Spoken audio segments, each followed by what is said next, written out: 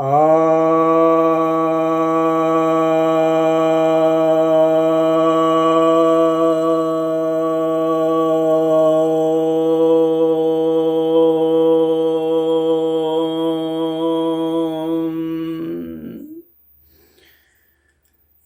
भक्तजनों को सप्रेम नमन। भक्तों, आज मैं आपको अल्लाह एक बनाम ईश्वर अनंत की अगली सीरीज में ले जा रहा हूँ। इस सीरीज में अब तक 21 वीडियो बन गए हैं, यह 22वां है। और जो मैंने प्रश्न पूछा था इस्लामिक विद्वान से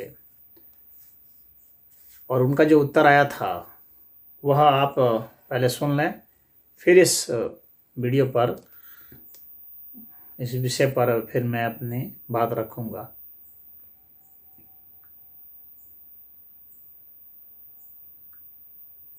तो वही है जो बहुत सारे लोग आजकल पूछ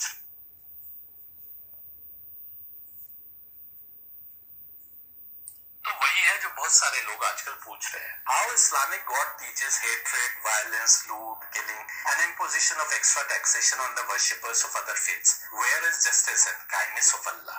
इस्लामिक खुदा कैसे नफरत, हिंसा, लूट, मार काट और दूसरे धर्मों के मानने वालों पर एक्स्ट्रा टैक्स लगा सकता है? अल्लाह का जस्टिस और रहम कहाँ है?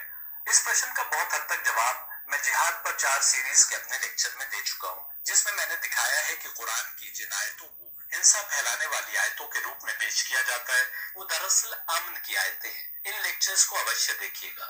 जो बात आपके समझने की है उसकी ओर गीता इशारा कर रही है। जब जब धर्म के उसूल नष्ट हो जाते हैं और अधर्म फैल जाता है, तब तब धर्म को स्थापित करने और अधर्म का नाश करने के लिए अवतार आता है। प्रश्न ये उठता है कि अवतार ऐसा क्यों करता है? अधर्म का नाश करने के लिए उसको युद्ध भी लड़ना पड़ता है, अधर्मियों का वध भी करना पड़ता है, जैसे कृष्ण ने भी किया, और कौरवों का नाश करके पांडवों को हस्तिनापुर के सिंहासन पर बिठा दिया। ऐसा करने के पीछे वही इरादा है जिसके कारण मनुष्य का क्रिएशन हुआ। मैनिफेस्ट सेल्फ ने क्रिएट होते ही निराकार की पूजा और इबादत शुरू कर दी, और फिर उसने चाहा कि पूजा और इबादत करने वाले और अधिक हों, तो उसकी इस चाहत के कारण मनुष्य को क्रिएट किया गया। पर मनुष्य के क्रिएशन से पहले 2 ताकतें क्रिएट हुई। दिव्य आत्मा शक्ति जिसका काम गाइडेंस है, जिसको कुरान ने नूर कहा, और तमस यानी जुल्मत जिनके नुमाइंदे असुर कहलाए। देवताओं और असुरों के युद्ध की भी बात पुराण और उपनिषद में की गई है। दोनों मनुष्य को प्रभावित करने की कोशिश में है, और मनुष्य को अकल दी गई है कि वो समझे कि उसकी भलाई किस पद को चुनने में है। अवतार क्योंकि मैनिफेस्ट सेल्फ या परमात्मा का नुमाइंदा होता है, इसलिए जब भी वो मनुष्य के बीच आता है वो धर्म और सत्य को स्थापित करने और अधर्मियों का नाश करने की भरपूर कोशिश करता है, जैसा राम ने भी किया, कृष्ण ने भी किया। बाइबल पढ़िए तो दाऊद और सुलेमान ने भी किया। चूंकि आप मोहम्मद का संबंध परमात्मा से नहीं मानते, इसलिए आप कुरान में आई युद्ध की आयतों को दूसरी नजर से देखते हैं, जबकि वैसी ही बातें हमको दूसरी किताबों में भी मिल जाएगी। दूसरे मुसलमानों ने इन आयतों को तोड़ मरोड़ कर अपने दुनियावी हित साधने के लिए प्रयोग करने की कोशिश की, तो पंजतन में से एक नूरानी हस्ती ने अपने परिवार के सिर कटवा कर दिखा दिया कि अवतार धर्म को स्थापित करने के लिए यदि कभी युद्ध करता है तो किसी दूसरी स्थिति में अपना और अपने परिवार का सिर भी कटवा सकता है। गुरुजी के तमाम प्रश्नों के मैंने उत्तर दे दिए। इस अंतिम प्रश्न का केवल एक हिस्सा।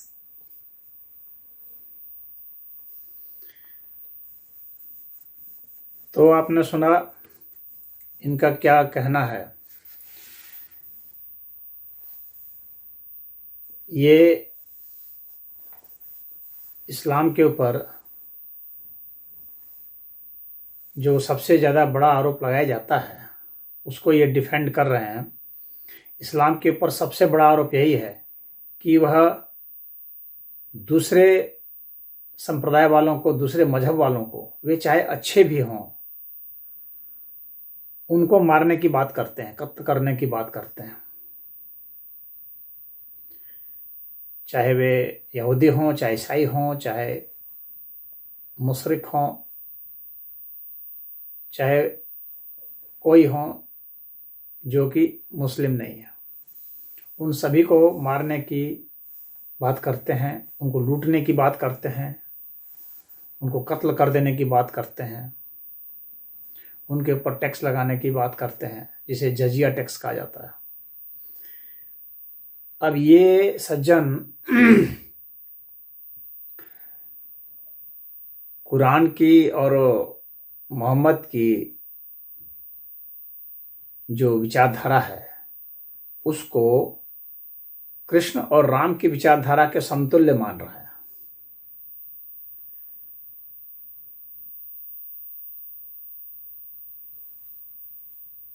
राम तो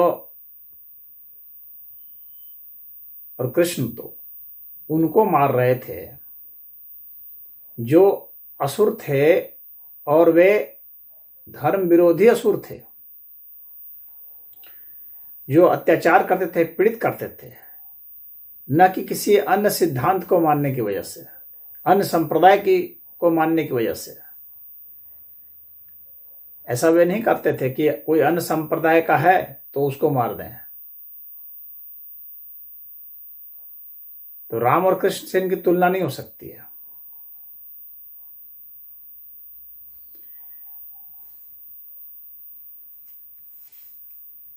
ये तो दूसरे संप्रदाय वालों को मारते हैं, अपने को तो कहते हैं कि अगर वे कितने भी बुरे हों फिर भी वे जो दूसरे संप्रदाय वाले हैं उससे बेहतर है, ये तुम्हारे भाई हैं।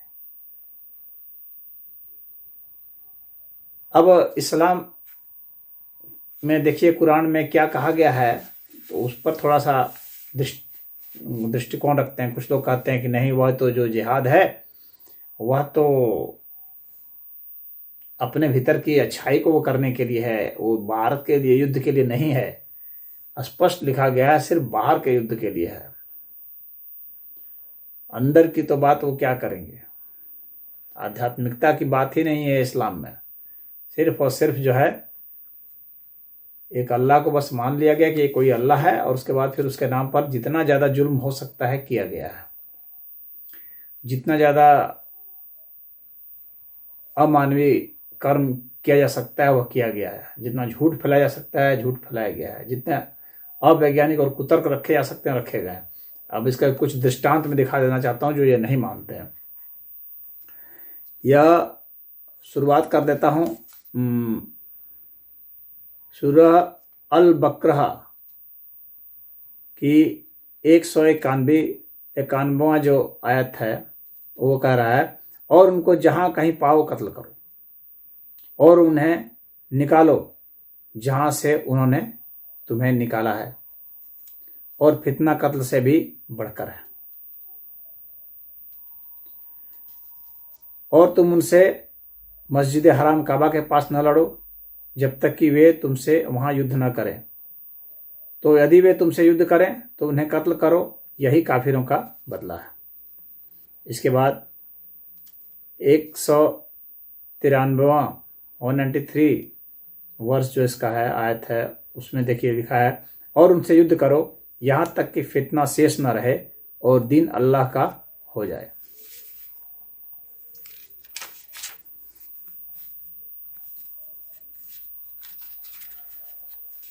अब इसी की 216वीं आयत जो है वो कहती है, तुम पर युद्ध फर्ज किया गया। यहाँ युद्ध की बात हो रही है। वह तुम्हें अप्रिय है, और हो सकता है एक चीज तुम्हें बुरी लगे और वह तुम्हारे लिए अच्छी हो, और हो सकता है एक चीज तुम्हें प्रिय हो और वह तुम्हारे लिए बुरी हो। अल्लाह जानता है और तुम नहीं जानते।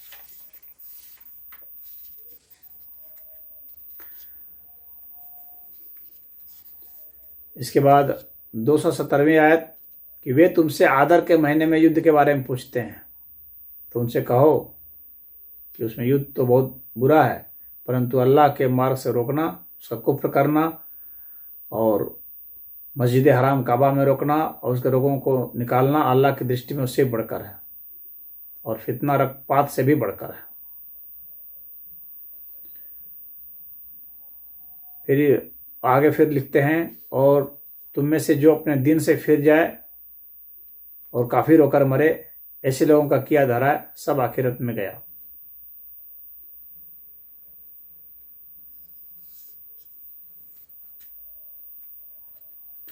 और जिहाद करना है सबको।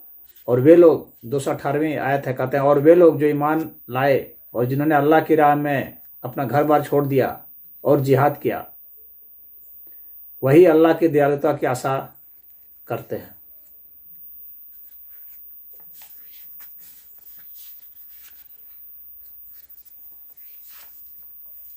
अब इसके बाद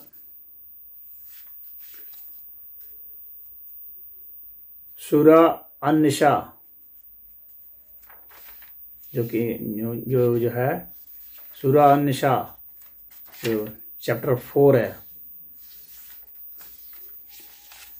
इसकी जो है चैप्टर 4 की 71वीं आयत है।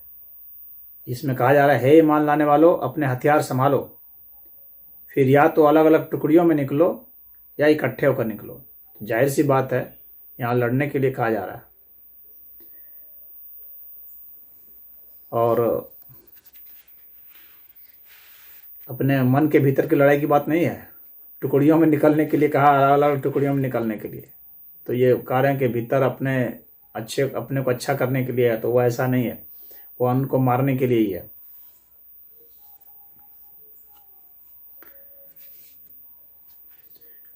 इसकी 74वीं आयत है, इसमें लिखा है कि तो जो लोग सांसारिक जीवन के बदले आखिरत का सौदा करें, उन्हें चाहिए कि अल्लाह के मार्ग में युद्ध करें। जो अल्लाह के मार्ग में युद्ध करेगा, तो चाहे वह मारा जाए या विजयी हो, उसे जल्द हम बड़ा प्रतिदान प्रदान करेंगे। इसकी 76वीं आयत है, वो कह रही है कि जो लोग ईमान लाए वे अल्लाह के मार्ग में युद्ध करते हैं, और जिन लोगों ने कुफ्र किया वे तागूत के मार्ग में युद्ध करते हैं, तो तुम शैतान के साथियों से लड़ो।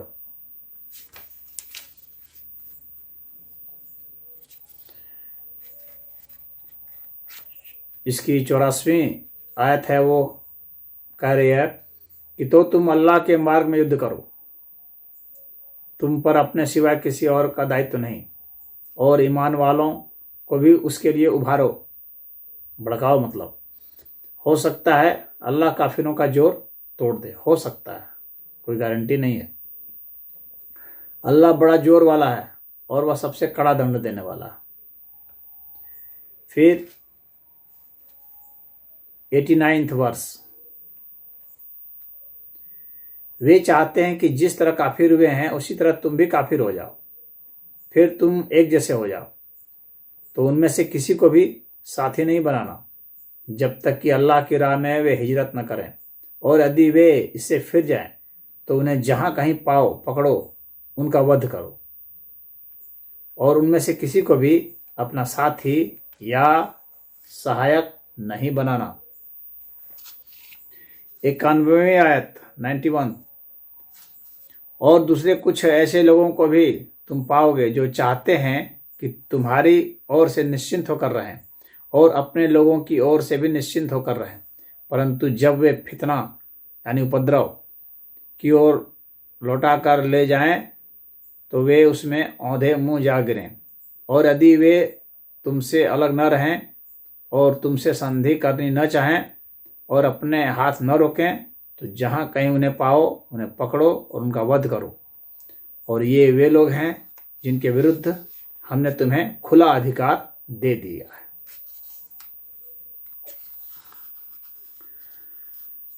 इसकी 95वीं आयत, आप देखिए, ये बहुत महत्वपूर्ण आयत है।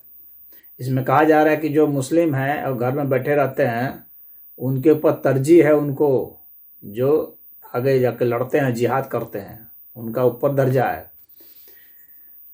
बिना किसी आपत्ति के बैठे रहने वाले मोमीन और अपने धन और प्राणों के साथ अल्लाह के मार्ग में जिहाद करने वाले बराबर नहीं हो सकते। अल्लाह ने बैठ रहने वालों की अपेक्षा अपने धन और अपने प्राणों से जिहाद करने वालों का एक दर्जा बड़ा रखा है, और हर एक से अल्लाह ने भलाई का वादा किया है, परंतु अल्लाह ने बैठे रहने वालों की अपेक्षा जिहाद करने वालों का बदला बड़ा रखा है। तो स्पष्ट देख सकते हैं कि इसमें क्या कहा जा रहा है। 101वीं आयत जो है इसी सूरह अन-निसा की कह रहा है कि निसंदेह काफिर तुम्हारे खुले दुश्मन हैं।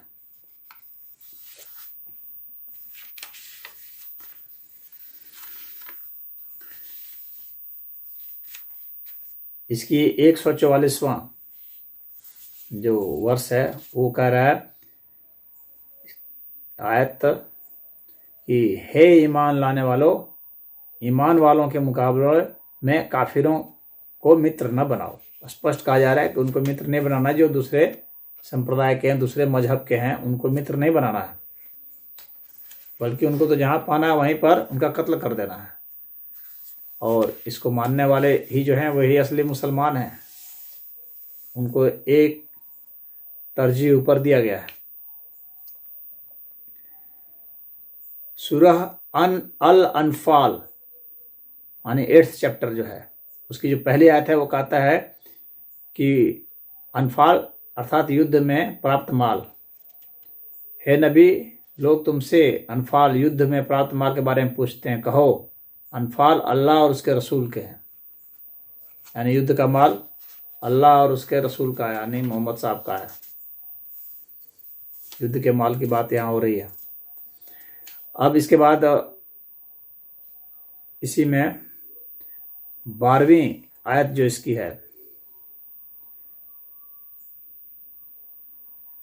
इसमें कहा जा रहा है कि मैं अभी काफिरों के दिलों में रौब डाल देता हूं, तो तुम उनकी गर्दनों पर मारो और उनके हर जोड़ पर चोट पहुंचाओ। और 17वीं आयत कह रही है, तुमने उन्हें कत्ल नहीं किया बल्कि अल्लाह ने उन्हें कत्ल किया, ताकि काफिरों को उनके किए का मजा चखाए।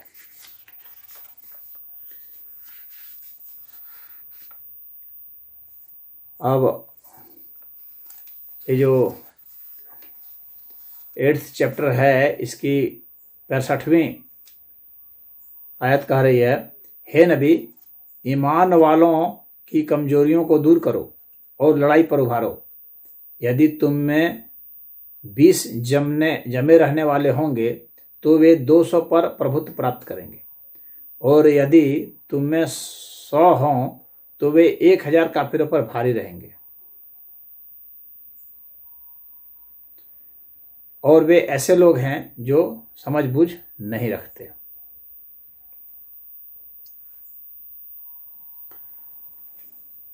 तो यहाँ पर यह बताया जा रहा है कि तुम में से अधिक जो लड़ने वाला है वो काफिरों पर भारी पड़ेगा। बहुत ज़्यादा संख्या में भी वे काफिर रहेंगे तो भारी पड़ेंगे।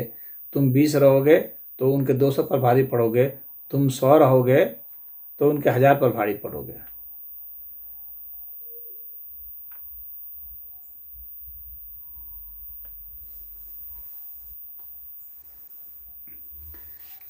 अब इसके बाद यहाँ आइए, सूरह अत-तौबा जो 9th चैप्टर है कुरान का, उसकी 5वीं आयत है, 5th वर्स। उसमें कहा गया है कि मुशरिकों को जहाँ कहीं पाओ कत्ल करो और उन्हें पकड़ो, उन्हें घेरो और हर घात की जगह उनकी ताक में बैठो।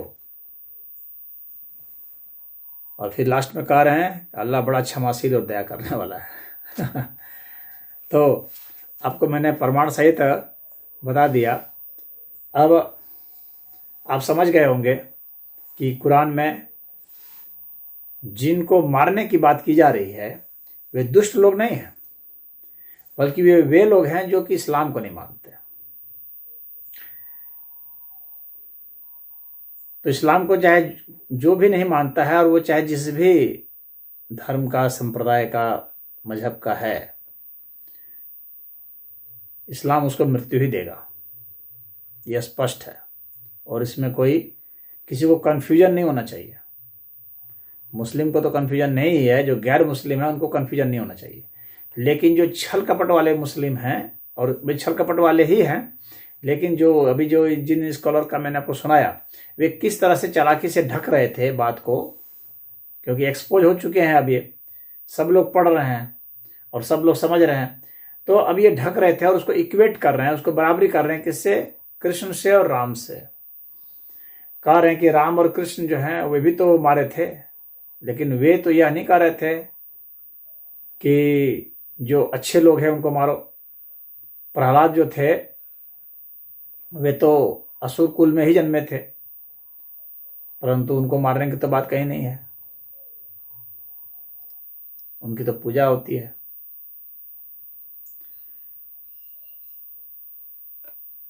तो यहाँ पर सांप्रदायिक आधार पर मारने की कहीं बात नहीं है सनातन धर्म में।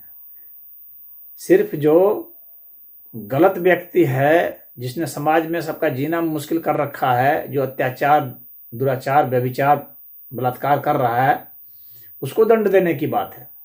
और यह तो होना ही चाहिए, नहीं तो दुष्ट तब तो ऐसे बढ़ जाएंगे।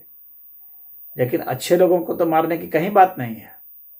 परंतु इस्लाम में यह कहीं नहीं लिखा हुआ है कि जो अच्छे लोग हैं दूसरे संप्रदाय के, उनको मत मारो। ऐसा तो नहीं लिखा कहीं, एक भी जगह नहीं लिखा है। ना मोहम्मद ने कभी कहा। मोहम्मद ने खुद कितने लोगों का कत्ल किया,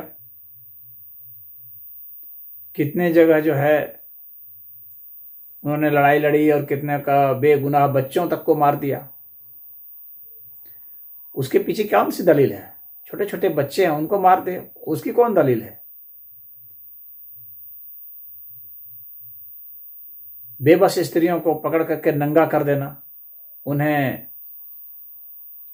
उनके साथ बलात्कार करना, उन्हें नंगे रखना, ये कौन सी दलील है? ये कौन सा स्त्रियों के प्रति न्याय है? और फिर उसके बाद बुर्का ढक रहे हैं ये हंसी का विषय है और कुछ नहीं है। और उसको राम और कृष्ण से बराबरी कर रहे हैं। फिर कह रहे हैं कि वो उपनिषद में फिर वो निराकार ईश्वर की बात की गई है। उपनिषद में सिर्फ निराकार ईश्वर की बात नहीं है, निराकार साकार दोनों की बात है। इसके पहले सारे वीडियो में मैंने बता दिया था। और यहाँ इस तरह की कृपाशीलता नहीं होती है कि आप जो है सही अच्छे इंसान को भी मार दो, सिर्फ वे इसलिए क्योंकि वे आपके अल्लाह को नहीं मानते हैं। बल्कि वे जिस ईश्वर को मानते हैं वे जो हैं आपके अल्लाह से और बेहतर ही सिद्ध होते हैं, तो भी आप उन्हें मार दे रहे हैं। उनकी फिलॉसफी ज़्यादा सही सिद्ध होती है, सनातन धर्म की फिलॉसफी ज़्यादा सही सिद्ध होती है। और इसीलिए मैंने अपने सब वीडियो में सिद्ध किया है और उनकी हर बात का खंडन किया हूँ, उनके हर तर्क का। इस्लाम के पास बहस करने लायक कोई चीज़ है ही नहीं। सार्थक विद्वानों के साथ बहस नहीं कर सकता इस्लाम। मारने, काटने, जुल्म करने, उत्पात करने, सताने, चाहे अपने यहाँ के लोगों को ही सताए, लेकिन सताने की बात होगी। तो इनका जो भाईचारा है वो अलग ढंग का भाईचारा है। और ये पूरे संसार ने, पूरे इतिहास के क्रम में देखा है। कोई एक दिन की घटना नहीं है और कोई एक स्थान की घटना नहीं है। हर देश की घटना है जहाँ गैर मुस्लिम रहते हैं, और हर काल की घटना है जब से इस्लाम आया और अब तक है, और आगे भी ऐसा ही रहेगा। अब तो ये मुस्लिम या तो इसमें बदलाव करने में समर्थ हो सकेंगे, जो कि असंभव लगता है, और या तो फिर वे इसे छोड़ेंगे। और ये अब यहाँ इसमें कह रहे थे कि अब ये, और यदि मैंने कहा था कि यदि आप संतोषजनक उत्तर देंगे तो फिर मैं और पूछूंगा। तो प्रश्नों का तो अंबार पड़ा है, लेकिन संतोषजनक एक भी उत्तर नहीं आया, ना आ सकता है। क्योंकि कोई भी इस्लामिक विद्वान कितना भी बड़ा विद्वान हो, मोहम्मद से तो बड़ा विद्वान नहीं होगा ना। मोहम्मद ने जो बातें कही है उससे बड़ी बात तो कह नहीं सकता ना। तो मोहम्मद ने जो बातें कही हैं हदीस में और कुरान में, तो ये सारी बातें हैं, इनसे बढ़कर के बड़ी बात तो कोई नहीं कर सकता। और यही बातें जब असत्य सिद्ध हो जाती हैं और अमानवीय सिद्ध हो जाती हैं, अवैज्ञानिक सिद्ध हो जाती हैं, तो फिर इनके जितने भी तर्क होंगे वे बस सिर्फ शब्द जाल होंगे, व्यवहार में नहीं आएंगे। व्यवहार में तो इनका बस वही है, अब हिजाब के लिए हल्ला कर रहे हैं, उसके लिए कत्ल कर दिया, हर्षा का कत्ल कर दिया। तो छोटी छोटी बात पर आप कत्ल कर रहे हैं, और वो इसीलिए क्योंकि कुरान में यही बताया गया है, वही आप कर रहे हैं। कोई आप अजीबोगरीब चीज़ नहीं कर रहे हैं, आप अपने निर्देशों के हिसाब से चल रहे हैं। परंतु उस चीज़ को स्वीकार करें कि आपके निर्देश ऐसे ही हैं, उसको ढकने की कोशिश न करें, ताकि अन्य को भी पता चले कि वास्तव में कुरान का ईश्वर कितना कृपाशील है। अल्लाह कितना कृपाशील है यह लोगों को पता चले। तो आज इतना ही। और जजिया टैक्स तो लगाने का प्रावधान शुरू से रहा है, मोहम्मद साहब भी लगाया करते थे, और जो भी गैर मुस्लिम है उनके ऊपर लगाया जाता है कि यदि वे जीना चाहते हैं, मुस्लिम जहाँ पर शासक हैं तो वहाँ इन्हें टैक्स देना पड़ेगा अपने जीने के लिए। तो ये सब अत्याचार नहीं तो और क्या है, ये सब अत्याचार ही है। ये जुल्म की कोई भी चीज बाकी नहीं रखते, कोई भी कहीं भी जुल्म करने का कोई मौका नहीं छोड़ते। इससे यही प्रमाणित होता है। और उस जुल्म को छिपाने की कोशिश भी करते हैं, जस्टिफाई भी करने की कोशिश करते हैं। व्यक्ति तब तक नहीं बदलता जब तक कि अपने दोषों को नहीं समझता है। और दोष मुस्लिमों में भी नहीं है, दोष किसमें है? कुरान में है। मैं मुस्लिमों को दोष नहीं देता, क्योंकि उनकी यही शिक्षा है। उनका दोष इतना है कि बस वे जो है इसका विश्लेषण नहीं कर रहे हैं, या कर रहे हैं तो स्वीकार करने का साहस नहीं है, क्योंकि डर रहे हैं जो उसमें बहुत ज़्यादा ही एक्सट्रीमिस्ट ग्रुप है, आतंकवादी ग्रुप है, वो उनको मार देगा। इसलिए वे सत्य को ही मार देते हैं। अपनी जान बचाने के लिए दूसरे की जान लेते हैं और सत्य को मार देते हैं।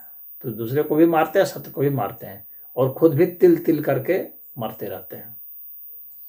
खुद भी मरते रहते हैं तिल तिल करके, जानते रहते हैं मैं गलत हूँ जानते हैं, लेकिन एक पाखंड ओढ़े रहते हैं कि नहीं मैं सही हूँ। उसके लिए झगड़ा भी करते हैं।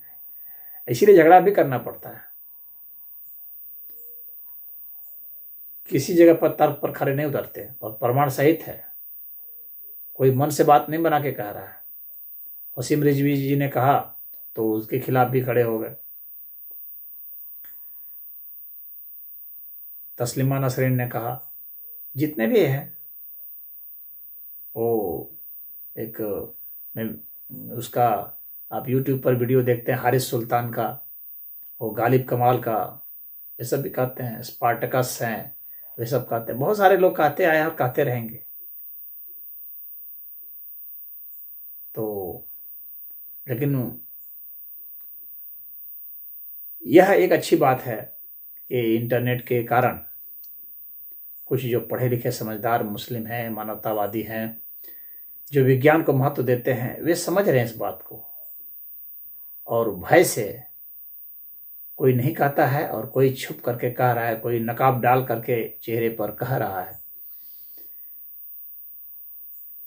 तो जब कहने वालों की संख्या बहुत हो जाएगी और इनका भी एक ग्रुप बन जाएगा, तो मैं समझता हूँ कि ये फिर खुल करके बोलने में समर्थ हो जाएंगे। अगर उस देश की सरकार इनको सुरक्षा दे, या इनका ग्रुप इतना बड़ा हो जाए कि ये अपने आंदोलन के जरिए वहाँ पर दबाव बना करके ऐसा कानून बना सकें, तो हम उम्मीद करते हैं कि या तो फिर वो इस्लाम अपने में सुधार करके एक बेहतर धर्म के रूप में समाज के सामने आएगा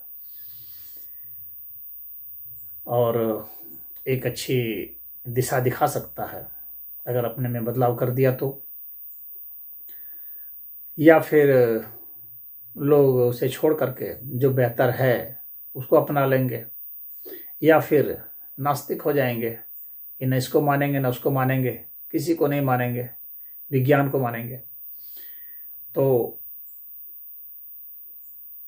चाहे किसी को भी माने, कम से कम मानवता तो होनी ही चाहिए। कम से कम सत्य का समर्थक, अहिंसा के समर्थक, प्रेम के समर्थक, ये तो एक अच्छे इंसान की भी निशानी है। और यदि कोई अपने को धार्मिक होने का दावा करता है तो इतना तो उसे होना ही चाहिए। युद्ध सिर्फ